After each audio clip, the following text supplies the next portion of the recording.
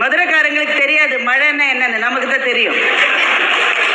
நீங்க தான் மொத்த குத்தக, நீங்க தூத்துக்குடி, திருநெல்வேலி. டிசம்பர் 4, 5 அந்த நாளை நினைக்கிறப்போ நமக்கு ரொம்ப சந்தோஷமா இருக்கா? ஒரு நல்ல நினைவு இருக்கா அந்த நாளை பத்தி நமக்கு?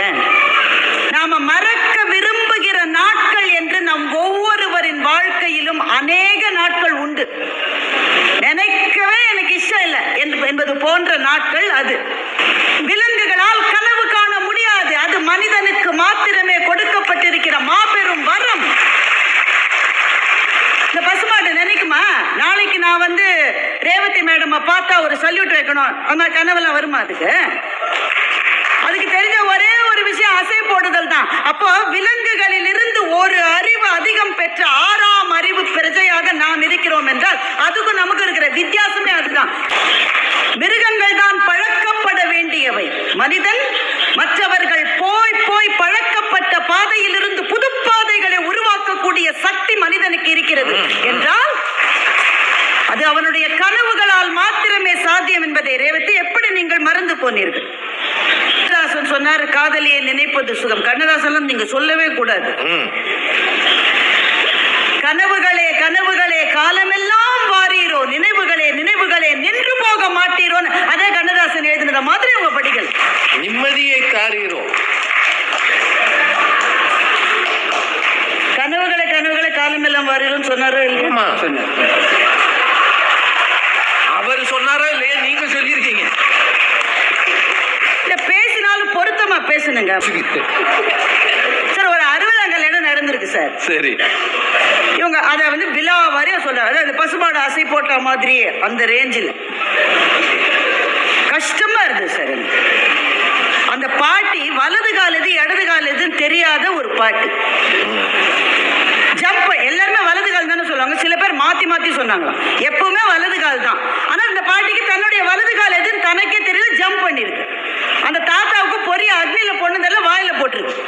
இவ்வளவு கூறு கேட்ட 2 பேர் 60ஆம் கல்யாணத்துல சந்தோஷமா இருந்தாங்கன்னா அது என்னது கூறு கேட்டது? ஆமா,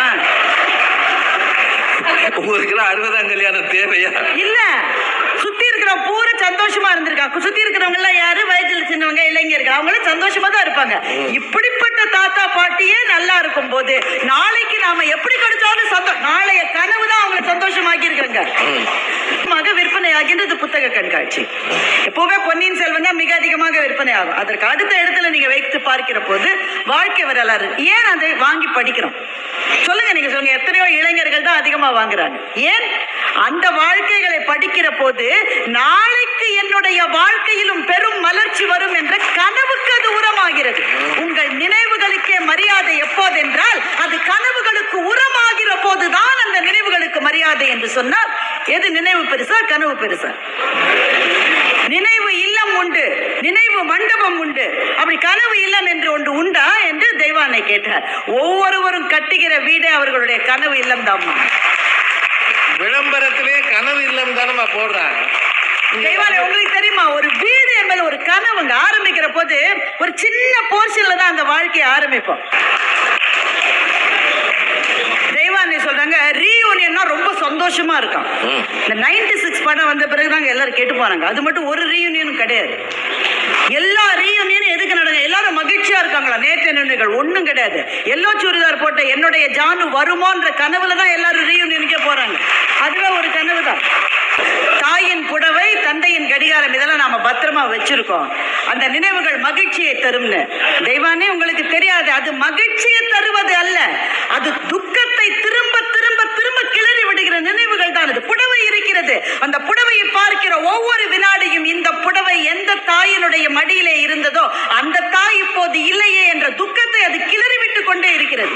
அந்த நினைவுகள் புனிதமானவை, ஆனால் அது இனிமையானவை என்று எப்படி நீங்கள் சொல்லுகிறீர்கள்? எப்படிமா சொல்றீங்க? ஒரு மரணம் என்பது நம்முடைய நினைவு அடுக்கிலே என்றென்றைக்கும் உறைந்து வாழுகிறது. ஆனால் ஒவ்வொரு நிமிடமும் என் தாயை நினைக்கிற போது என் கண்ணிலிருந்து கண்ணீர் வருகிறதே. வாழ்ந்த நாட்கள் இனி திரும்ப வரவே வராது என்ற கவலை மேகங்களை என் இதயத்துக்குள்ளே நான் தூக்கி சுமக்கிற போது எனக்கு எது நம்பிக்கை தெரிகிறது? என் மகளை பார்க்கிறேன். எங்க அம்மா இல்லாட்ட கூட நீ தாண்டா என்னுடைய அம்மானு என்னுடைய மகளை நான் அணைக்கிறேன் அல்லவா? அந்த நாளைய கனவு தான் தொடர்ந்து வாழ்வதற்கான ஒரு உத்வேகத்தை எனக்கு தருகிறது என்றால், நினைவுகளில் ரொம்ப ரொம்ப கஷ்டமான நினைவுகள் உண்டு. அதனால்தான் சில சமயம் ராத்திரி தூக்கமே வரலைங்க, ரொம்ப கஷ்டமா இருக்கு, பழைய நினைவு வந்துகிட்டே இருக்குன்னா டாக்டர் சொல்லுங்க அதெல்லாம் மறந்துருங்க. மறதி ஒரு வரம் என்று எப்போது நாம் சொல்லுகிறோமோ, எப்போது ஒத்துக்கொள்கிறோமோ அப்போதே நினைவுகள் இனிமையை தரும் என்ற அந்த வாதத்தை இந்த அணியில் இருக்கிற 3 பேரை வாபஸ் வாங்கிக்கணும். மறதி நல்லதுன்னு ஏங்க சொல்றோம்? சில விஷயத்துல மறந்தாதான் மனுஷன் வாழ முடியும். அப்படி என்றால் சில நினைவுகள் அவ்வளவு கொடுமையானவை. சொல்லிட்டாங்க. கனவுகள் தாங்க வாழ வைக்கும். வாழ்க்கைகள் அவமானங்களால் நிறைந்தவை. இவங்க 3 பேரும் வாழ்க்கை என்பது கடந்து வந்த பாதை முழுக்க பூத்தூவி இருக்கிற வண்ண பாதை என்பது மாதிரி பேசி நம்மை ஏமாற்றுகிறார்கள். கொஞ்சம் திரும்பி பார்த்தா வாழ்க்கையில் எடுத்து வைத்த அடியில் எல்லாம் வெடிகுண்டு வைத்த நம்முடைய நண்பர்களினுடைய துரோகங்கள் நம்மை உறுத்தவில்லை. அதை நினைக்கிற போது ரொம்ப சந்தோஷமா இருக்கா. என்னுடைய ஃப்ரெண்டு தான் எனக்கு ரொம்ப துரோகம். இவன் 3 பேரும் எத்தனை காதல் தோல்விகள் நெஞ்சை கத்தி போல அறுக்கின்றன. அந்த காதல் தோல்விகளை நினைக்கிற போது ரொம்ப மகிழ்ச்சியா இருக்கும் இவங்களுக்கு எல்லாம். எத்தனை பிரேக்கப் அப்படி சொன்னாதான் தெரியும்.